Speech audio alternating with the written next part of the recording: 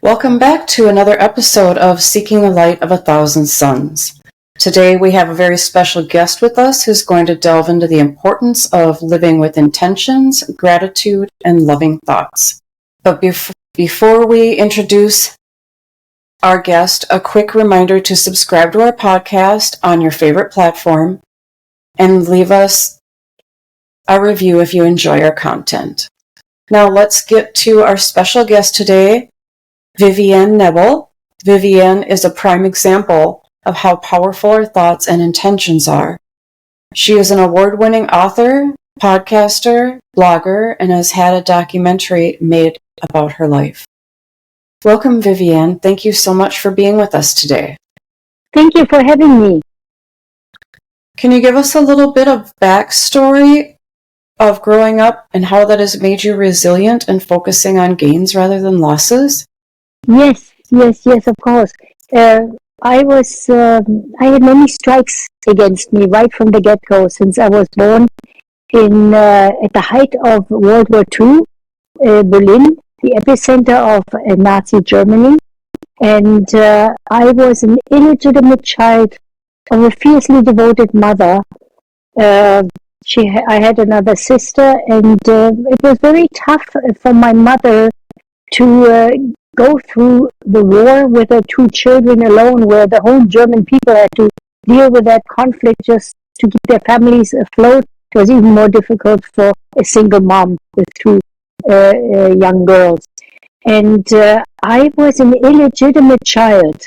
And the first strike against me was that I was not given a citizenship because I was illegitimate. So I was deemed stateless. In other words, a girl without a country. I had belonged to no country. That was number one. And then I remember growing up in the aftermath of World War II, how difficult things were, that hunger and cold was a constant. My mother working in the black market, striking deals just to get food on the table. And it was a big struggle for everyone. And then I remember starting school, or before that even, talking about hunger and cold, 1948, I watched my home city divided into East to West Berlin and a British sister, East Berlin. And in 1948, Berlin was surrounded, blocked off, and if it weren't for the Americans, we would have starved. The Americans launched a year-long airlift and dropped food on our city. And that was my first experience with the American people. And then I started school at the age of 6. I had no prior kindergarten. And I remember how I wanted to do so well, because that was something that was innate in me. Maybe to compensate for other things, but I always wanted to do my very best and please. And I remember holding that notebook and saying, I'm going to do so well in school. Well, little did I know, there was a rude awakening. I could not follow the concepts of the teacher. And I just had a different map, and I needed more help, but it wasn't given at that time. You either, could make it or not. And in the end of that first school year, I was condemned, dumped to my mother. So you can imagine what that does, when it was so brutal. And that was a second strike, and that resulted in low self-esteem. Right. I had very, very low self-esteem, but I always wanted to please, and I just remember one thing that was good in my life, my loving mother. That's the only place I felt really warm and loved, in the arms of my loving mother. And so at the age of 13, immigrants they seek a better life in the new world. And I remember making the ship making its way into the water, looking back at my homeland and crying, even though the experiences were really bad ones. But I nonetheless left everything behind me that was familiar to me. But at the same time, it's amazing.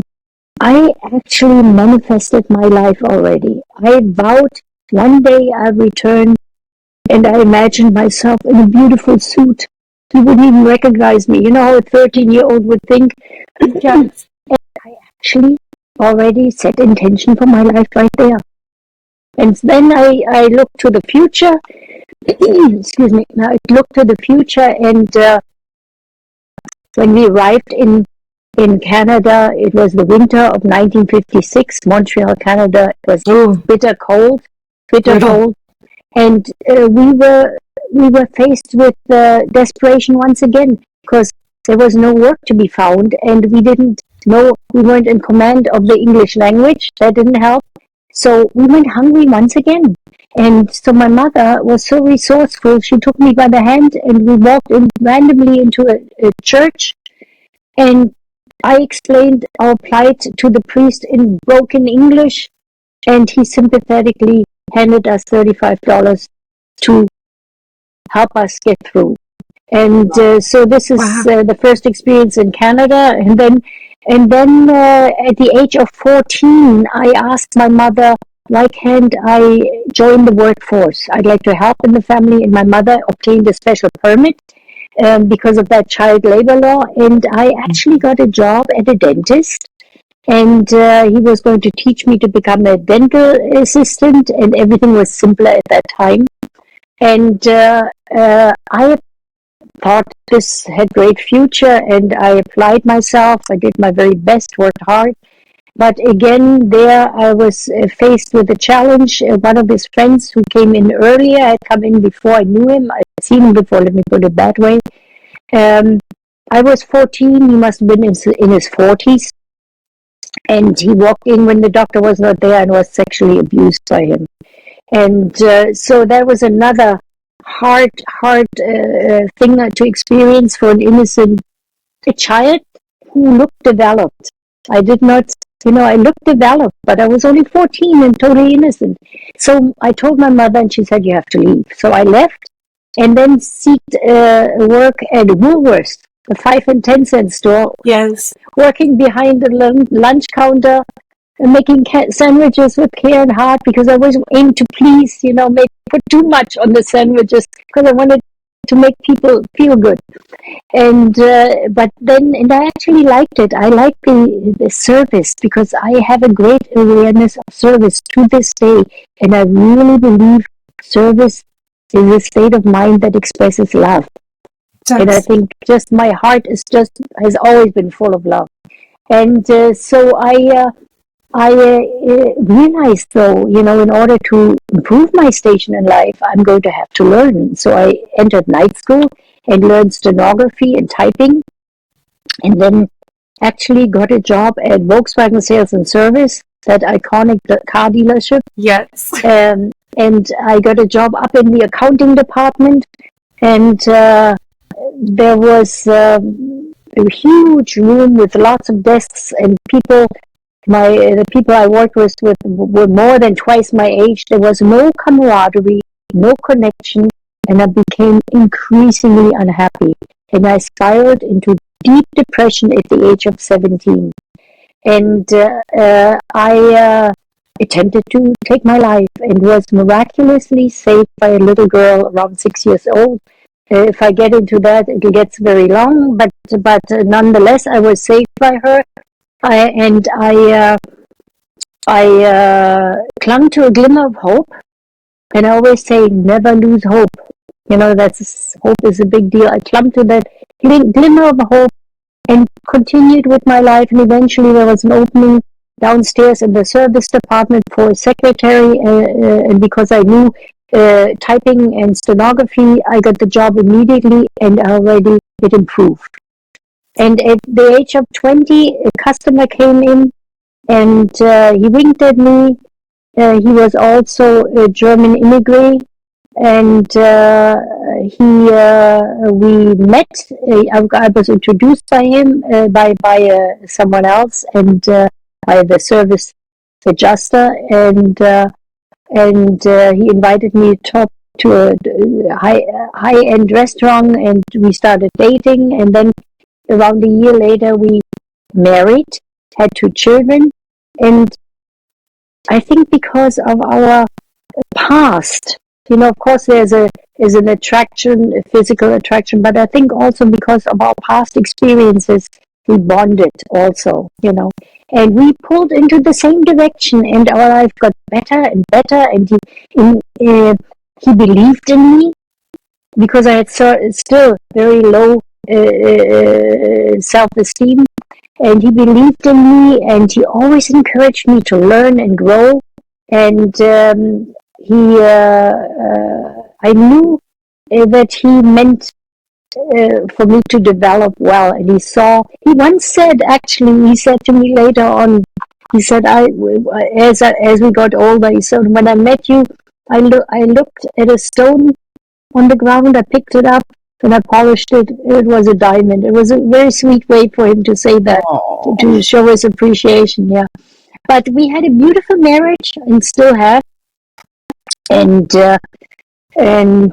we immigrated eventually to the United States, where my husband started his own business, and we became American citizens. And I remember myself becoming very emotional, because this country welcomed me with open arms, and I had such good experiences with Americans, starting from the first experience in 1948.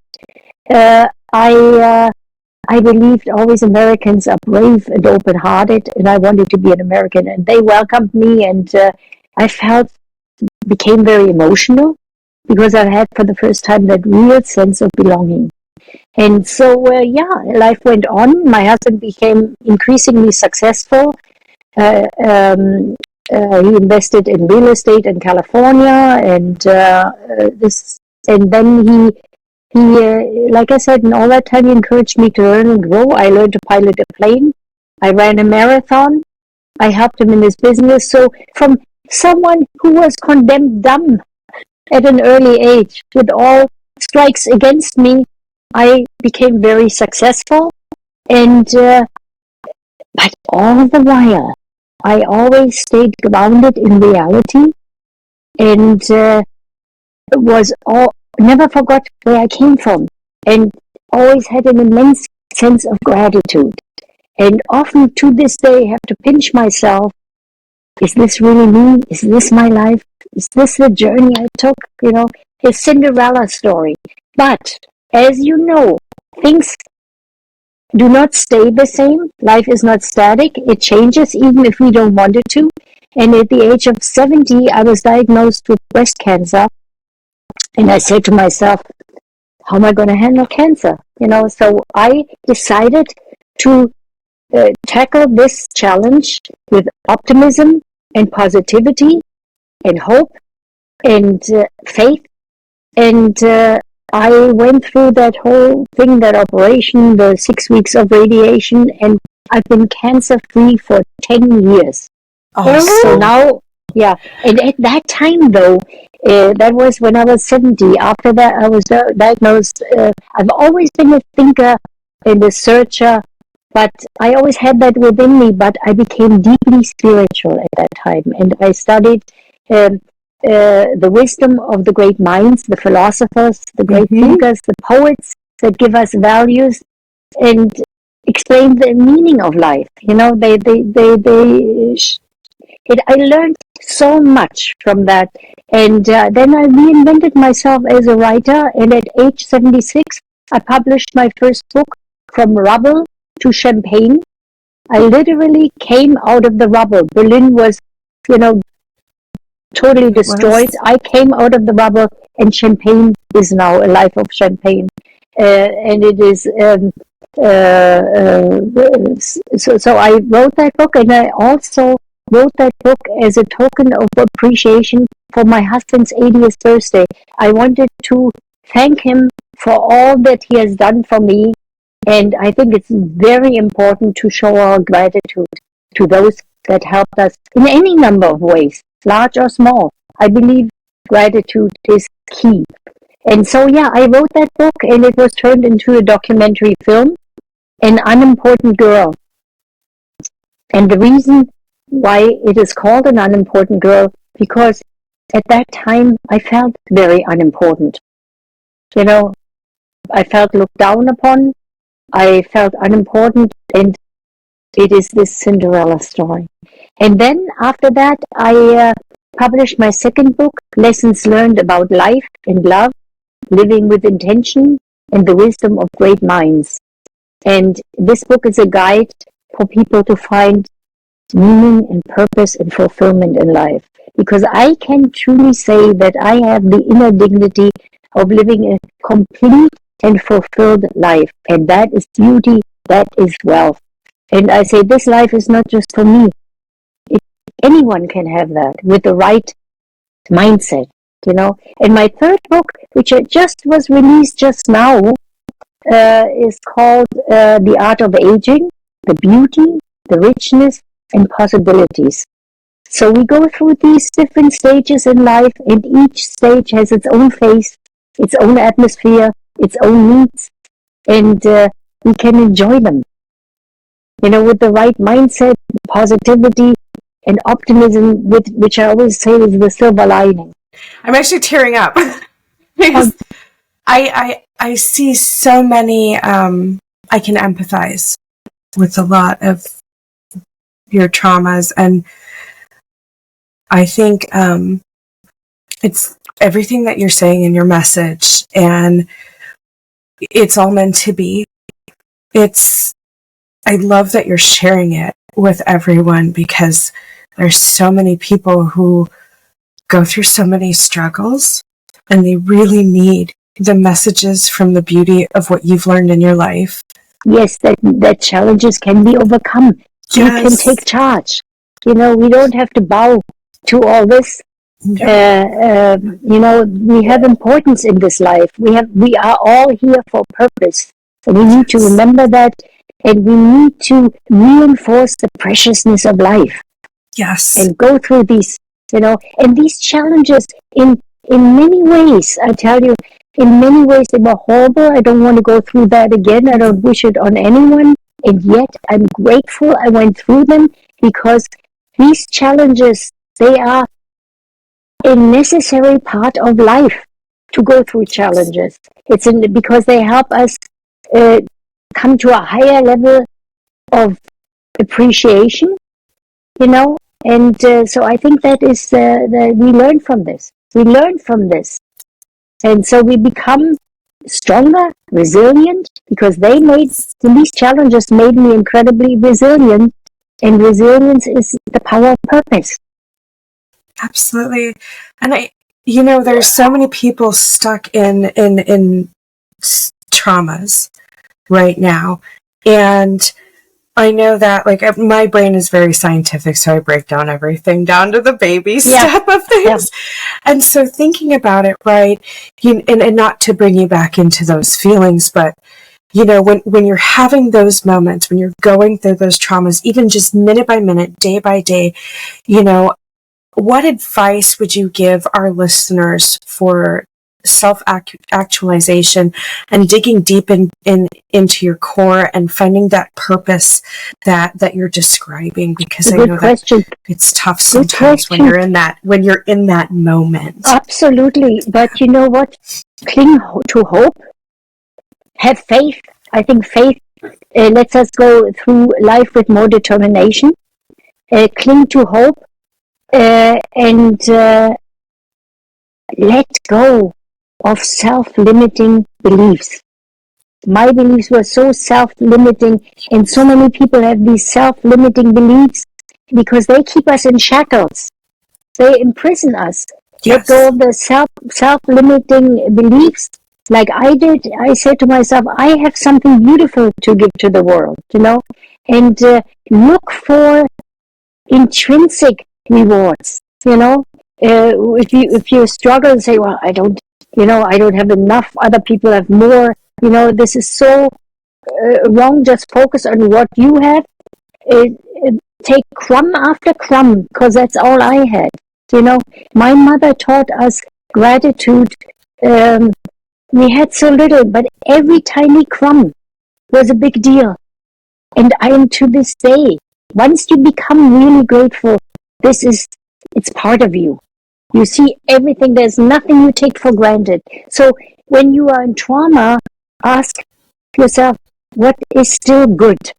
Where can I find a crumb of good in all this chaos, in all this negativity? Where is my crumb? Look for the tiny crumb of good and focus on that, and entertain good thoughts. Don't focus on how miserable your life is, how empty it is, because you will attract more emptiness, more misery. Focus, entertain good thoughts, have hope. Life can get better. Look for the tiniest little bit of good that you can find, and build on that, because positive thoughts are so important. You become what you think. Those are not empty words. And thoughts grow. If you have a good thought, it'll grow. If you drag yourself down with negative thoughts, they will get bigger and be more magnified. So just say, challenges are a normal and healthy part of life. Everybody goes through them. We need to go through them, and we have to take charge. Rather, we can ask, am I going to let this destroy me, or am I going to take charge? And I think resilient people, they understand that. They know where to pay attention. And the beauty of resilience, we can train to become resilient. That's the beauty of resilience. Mm-hmm. So be a fighter. Don't give up. Take charge. Take charge of the situation. And my life is beautiful, but still, again, I'm struggling because my husband is gravely ill, and he's the love of my life. And when I go there and I think I could lose him, I don't go there. I live life, and I understand the seriousness of the situation, but I still see the remaining good, and find what's good in this situation, and cling to that. And that way, you derive strength. And dig deep into your core, and to self-actualize yourself. Go back to your inner self and find your hidden talents. We all have greatness within us. Find it. The way to find out is what inspires me. Where do I feel fulfilled? That is the authentic you. I do too. I have goosebumps because I feel everything that you're saying and the meaning and the purpose behind it all, and it's very eye-opening. It really is. Well, when somebody has walked in those shoes, yes, it's a different thing. Theories are great when you apply them, yes, but life experiences are much more convincing. Right. And in order for you to have people listen to you, you have to become whole yourself. Because only once you're whole yourself, your words will carry conviction. And that's why my words carry conviction, because I've become whole. You've touched upon this, which I absolutely love, looking at those finer details of positivity, even in the darkest of situations. Do you have any rituals you do for yourself to keep yourself thinking positively? Yes.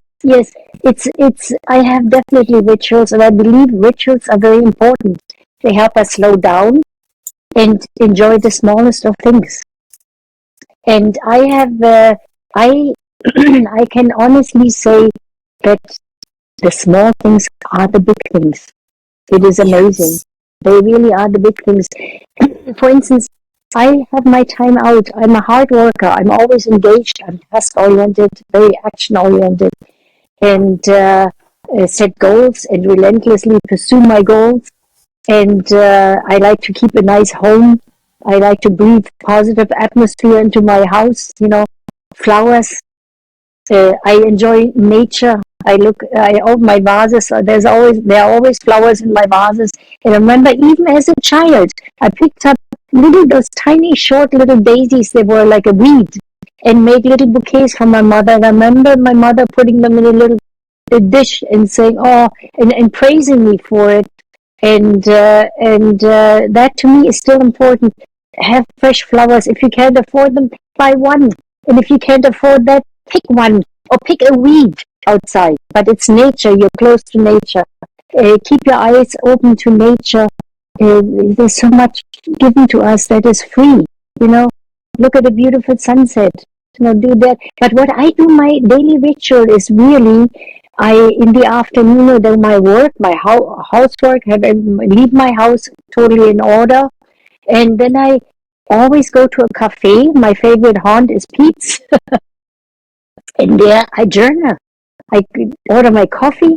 I have that little space, around me. I just have a tiny little table. I prefer one if I can get my favorite spot. I love it, and I open my pad and I journal. I write down my thoughts and my goals. And I feel that when you write down your goals, you see them. You're more focused. I really believe that. And this is the time I do my thinking. I do my planning. I wrote my manuscript, most of it in a cafe, And so this is a beautiful time for me to replenish, and I love to set goals and achievable goals, achievable goals, and also it's so important to go through life with purpose. And my purpose, of course, number one now is in purpose. Purpose in work, it's doing something significant, and in love, it's caring for someone. For now, my main purpose is, of course, to care for my husband, to make him feel as good as possible. And he's still my rock, even though he's weak. He's still my rock. And I'm, like I said, the gratitude is so powerful. It is so powerful. And rituals, to come back to that, are very important because they build you up. I think surrounding yourself, making the space around you sacred, brings more into your life than in a space of indifference. So I make my space around me sacred, so I derive strength from it. These things we all can do. Sorry, I lost you. It looks like Gia's on mute and had a question. I love that you tapped into. I love that you tapped into doing things that bring happiness, because if I'm understanding correctly, this hope, this happiness, these intentions, these goals, they all play very important roles in an intertwined sort of way. Mm-hmm. And I love that you said about the flowers, for example, because that makes me think that some of that happiness being brought to you by doing those flowers is triggering memories of your mom. Exactly. So what that makes me think of is as if some people are not in a good place or a good state, or need to be able to, raise their energetic vibrations and raise their hope and everything else to find that special memory and the trigger that brings back those feelings. Is that right? That's very good. Well said. I tell you, because some people, they just cannot get out of a pessimistic way. Mm-hmm. But there are ways, because we can change the way we think. We can turn ourselves into people that we appreciate. We can work at this. We can do something about that. And a person like that cannot do it, they can go back and think of some moment where they felt good. Just think of, surely everyone had one moment where they felt good. And think of that, and then concentrate on that. Concentrate on the good. Like, for instance, my mother, a lot I have, because the way I think and feel has a lot to do with my mother, who instilled these great values. Like I said before, everything was chaotic, There was no order in my life, and yet the values she instilled, which is love, is so important. Love not just for an object or love just loving without expectations, without judgment, without moralizing. That love it has many facets. Of course, when you get married, there's a physical love, but there's also the facet of nurturing and the facet of responsibility, all that. But I remember also my mother pointing out beauty. Like, we had nothing. The world was really gray and gray. It was a gray world. And yet she pointed out a little weed that came through a crack of cement. And she said, look at that power, She said, look at the power. There's God in that. That power, it made that little flower, with all the adversity, it still made its way through the crack of cement. And that is how we human beings can be. If we show God gives us this. And I don't want to sound all religious. No, I'm more spiritual. But I do believe in a higher power. You can call it whatever you want to call it. I believe we are part of something bigger. And so I'm extremely spiritual. But like I said, we are meant to do something here on this earth. We are not here for no reason. And purpose is important. Purpose not just to do something good for ourselves, but also for the world around us is so important. So and when you find meaning and purpose, your life becomes so full. It is without purpose, there's really no reason to get up when you think of it. True. And also when you Sorry. That's okay. Go ahead, please. Well, I'm just, I'm thinking really hard about everything you're saying because of how they intertwine so much and how it would be so easy to be missing just one little thing. Like, for example, like right now, I'm having a really, really difficult time with depression, but I have motivation, I have determination, I have goals. Where I feel like lost was two of the things that you brought up that were huge. Mm-hmm. Who is your authentic self? Well, yes. I don't know.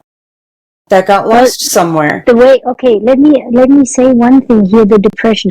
There's a difference too in depression. There can be clinical depression and there can be my depression. I spiraled deeply into depression that I wanted to end my life. Of course, I was only 17 and didn't know better. I thought it's always going to be like that. Now I know life is not static, it changes. And remember that for yourself too. Life is not static, it changes. This is a time you're going through. If it's clinical depression, go ask your doctor. They have things, medications for it, which I think is important to take. Mm-hmm. Why would you want to get yourself sucked into this dark hole where you cannot get out anymore? It is normal and for people to have depressions. Everyone can have depressions. The importance here is that you don't get sucked into that hole so deep. You need to snap out of it. And the way to snap out of it is believe in a higher power, have faith, things will get better, and also focus on what's good in your life. And think, don't even have to, we don't have to think hard, just look at what's going on in the world. Look how these people in Israel right now, or the people in the Ukraine, and how they have cling to their children and have them ripped from their arms. The emotional pain they have to endure. We don't have to do this here. We look at all the good things around you. Look at what you can be thankful for. And start with the smallest of things. Start with your, whatever you like to drink, your coffee, your tea, whatever. You can make yourself a nice cup of coffee or a nice cup of tea. You have your warm bed to go to. You don't have to duck for bombs.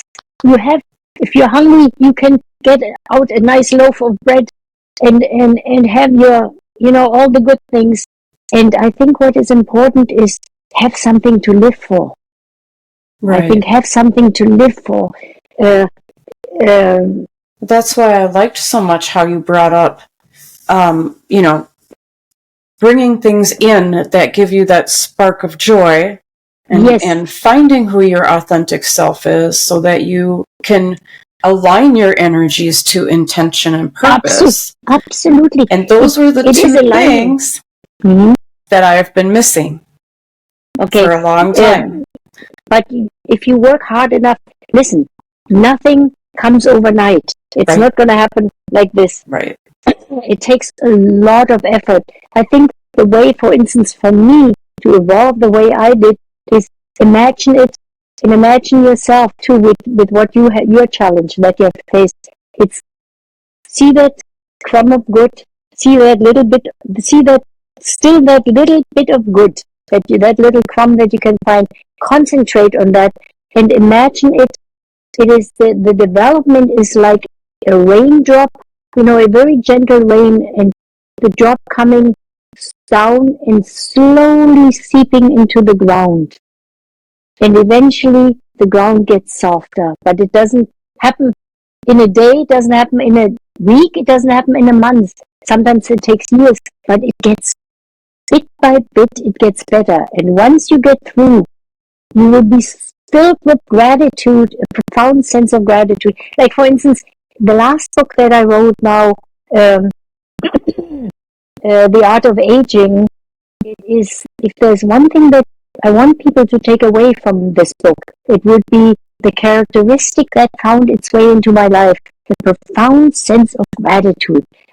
I feel gratitude is the cornerstone of change, and it allows us to build happy lives.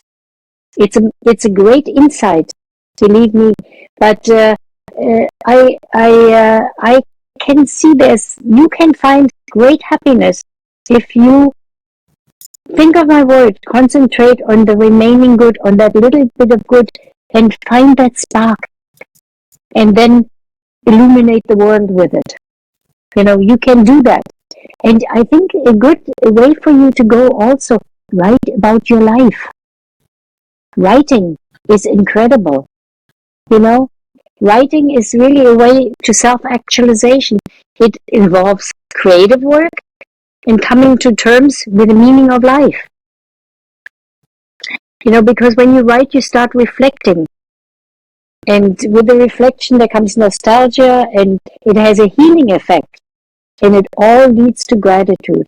That's why everyone has a book within them. When you write, ask yourself, why do I write?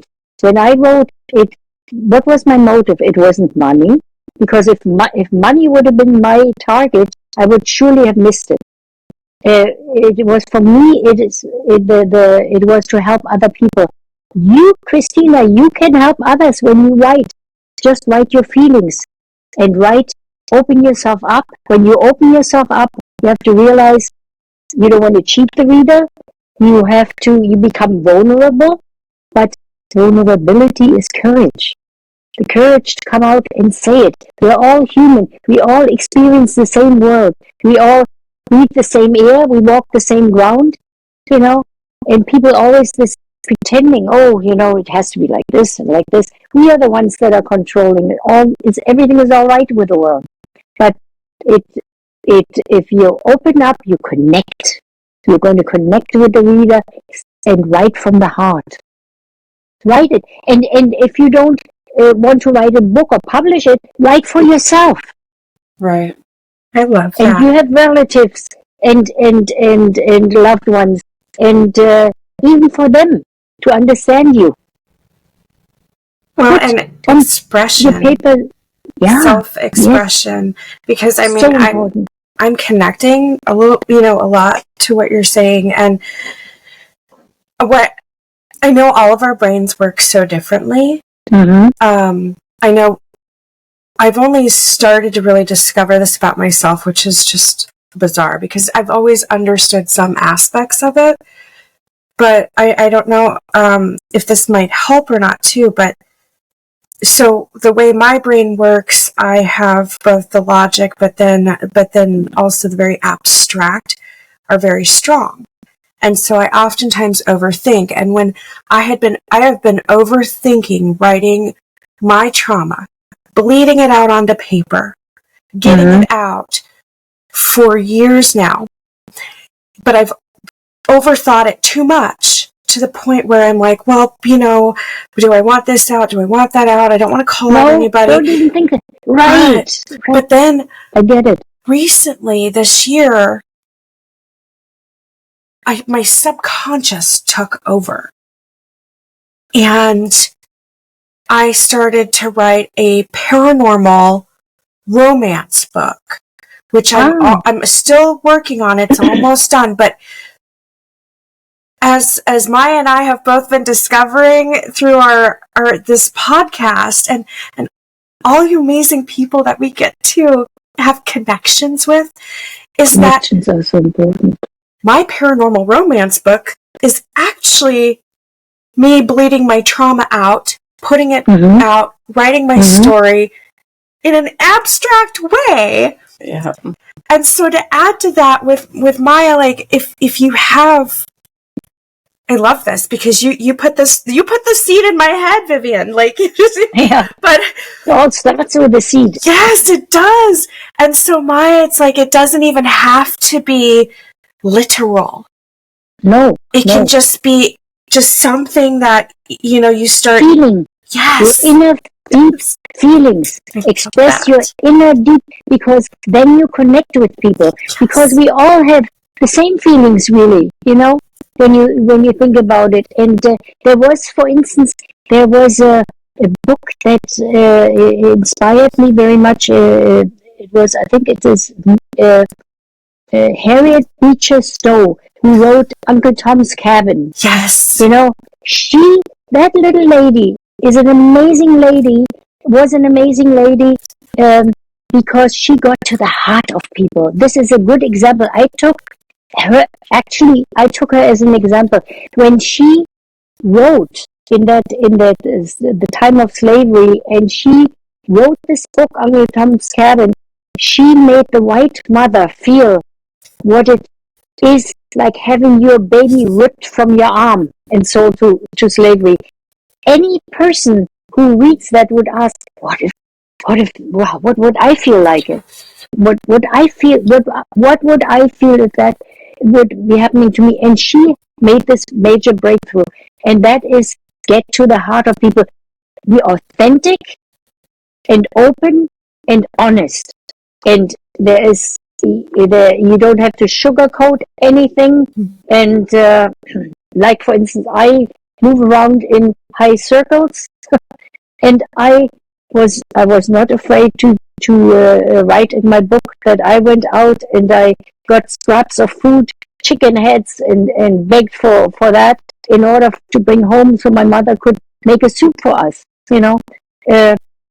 A lot of people wouldn't want to say, oh, this is where I came from. Well, I never forgot where I came from. It is something, it was unfortunate. Wars are very unfortunate. And if we survive, we have to survive.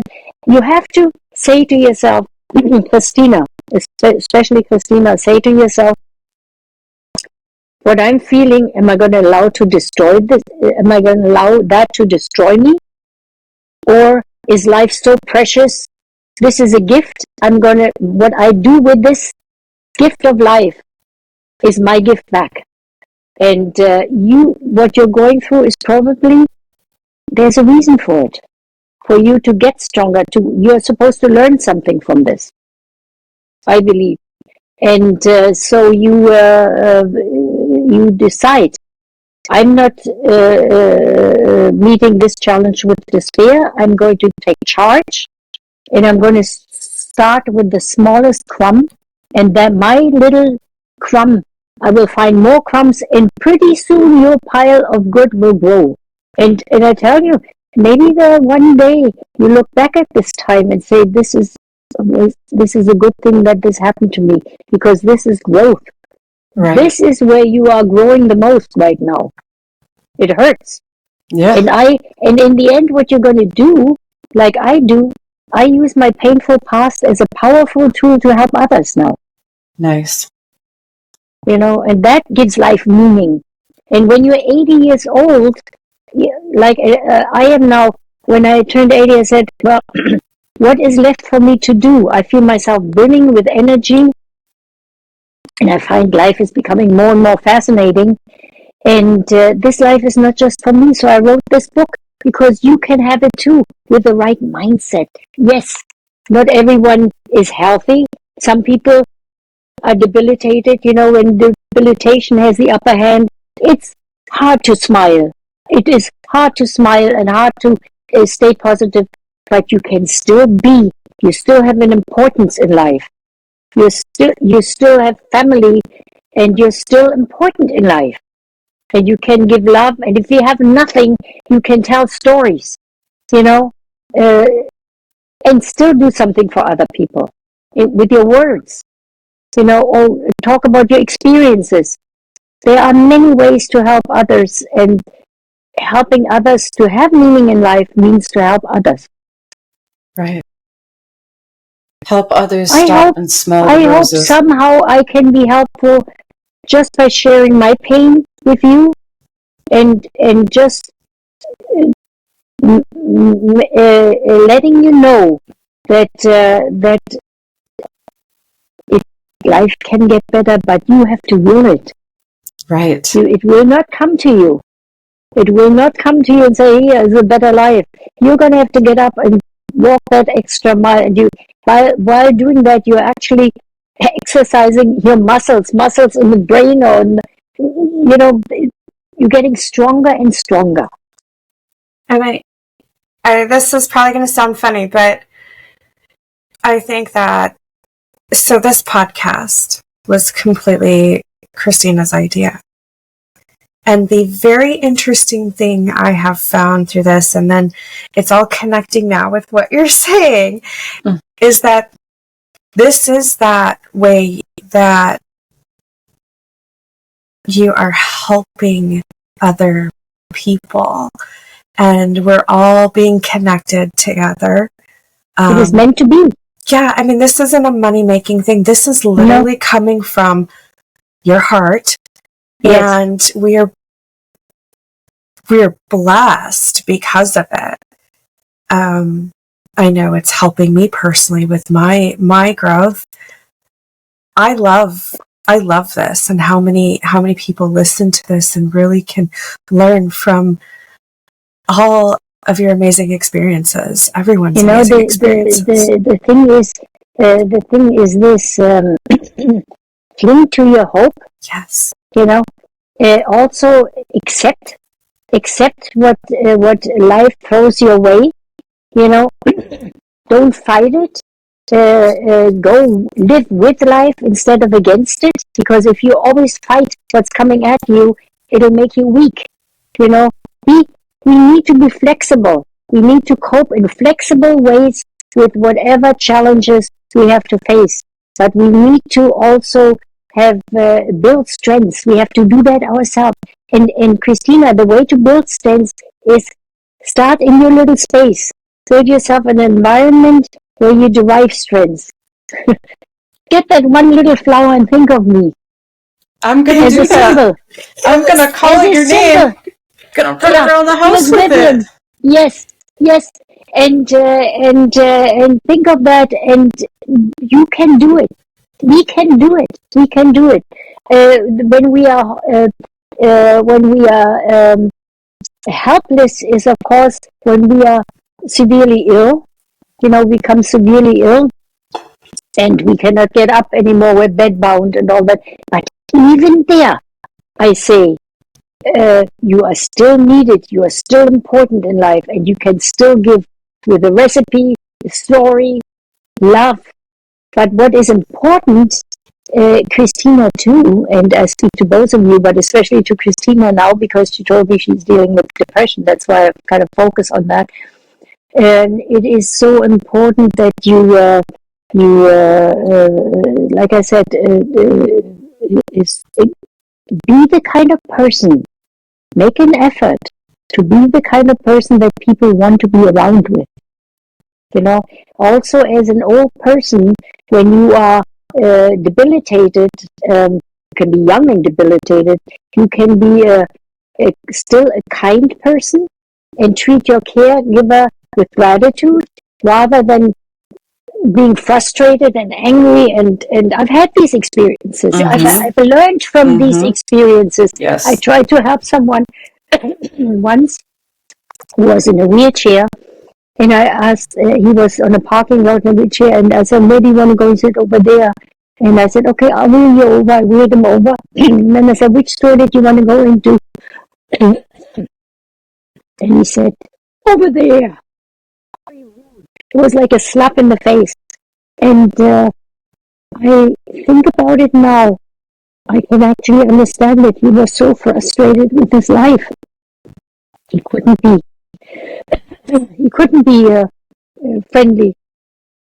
And so I understand that too. But we need to be aware of that. When we're miserable, don't make others miserable. Be the kind of person that others want to be around. And when I went through my depression, Christina, no one knew it because I put on a face. I tried to hide it. I did not want to run around like a schlepprock, because I already felt we had such little self-esteem. And I thought, I have to compensate. I have to always show my best, do my best. And I always ran the extra mile, but all that effort in the end was worth it. Sometimes it hurts, to do the effort, but you can do it. I wanted to add too, because I'm a very visual person. So as you're giving these examples, I'm visualizing this, right? And even picking the weed, if you pick the dandelion, don't forget, you can turn that into a tea, and you can take that within you because it is actually good for you too. Yes, so, nature. Yes, like nature. Even just building on that, and yes. And when you're grateful, you turn a small thing into a feast. Yes. Yes. And so, what do you think about too, like keeping each other in check as well? And because I know personally in my day job, I've done that. We work with people with disabilities, and sometimes we do get that grouchy old man who's, I, personally, like what I tend to do is I'll listen with the empathy. If they want to yell at me, I'll let them yell at me for a few minutes, and then I'll turn it back around, and I'll, because sometimes what they really, I don't know if this is true or not, but it's just what I've been seeing, is sometimes what we all need is to be put back in check, not in a rude way, but in a loving way. You don't have to condone this. No. You're totally right. Exactly. You can turn away. But also with the understanding that I understand why. Yes. It's not that you condone it, but at least safely make it easier on yourself too. When you understand, it's easier. You don't turn bitter inside because this person is probably totally miserable. Of course, it's wrong of the person to be that way, to act out like this, and we need to learn from this. And finding humor. Finding humor, because that I have found that often helps when someone's really upset. And it's, I've even, at one point, I even told a grouchy gentleman, I said, well, did you wake up on the wrong side of bed this morning? Yeah. And he's like, well, you would, and I'm like, I know, but just laugh. Just laugh. Yeah. You need it. But you know what? You're right. You addressed humor. Humor is the soul's weapon in the fight for, best soul's weapon in the fight for self-preservation. It leaves me laugh more. Take joy seriously. Really. It's so important. There's something happens to that. So, Christina, watch a comedy. Yes. You need to laugh. You need to laugh more. Surely there can be something that is funny. And, we need to learn from this. And like I said, you don't have to condone their behavior, but you can still bless them and understand and walk away and not have them make you feel bad. Right. Because otherwise you could get, you can start to build up resentment too. Yes. So don't, and also the regrets, when people have regrets, they've lived their lives with regrets, and then this regret really is you have to let go of regrets. No regrets, because they just lead to disappointment and resentment. Right. I have no regrets. In fact, it's all happened. It had to happen. I learned from this. I became resilient. But I also realize when I'm here, I have to help myself. And the way to help myself is with optimism, positivity, helps, because that cheers us on in everything we do in life. So when you're down, have some optimism for something. Look at something that you can look at the silver lining. Right. Optimism breeds success. It breeds success. So it's a way, this is what enlightenment is. Enlightenment is a self-realization. It's not an attainment. It's a self-realization. It's not, nothing really changes. Everything remains the same. It's the way you see it. It's like you've looked at life, you went through life with different eyes.